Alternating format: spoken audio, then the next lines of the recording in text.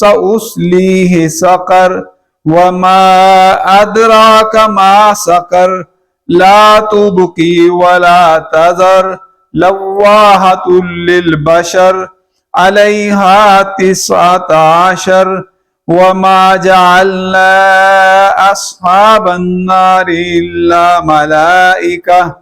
وما جعلنا عدتهم إلا فتنة للذين كفروا ليستيقن الذين أوتوا الكتاب ويزداد الذين آمنوا إيمانا ولا يرتاب الذين أوتوا الكتاب والمؤمنون وليقول الذين في قلوبهم مرض والكافرون ماذا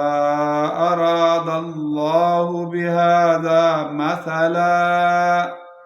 كذلك يضل الله من يشاء ويهدي من يشاء وما يعلم جنود ربك إلا هو وما هي إلا ذكرى للبشر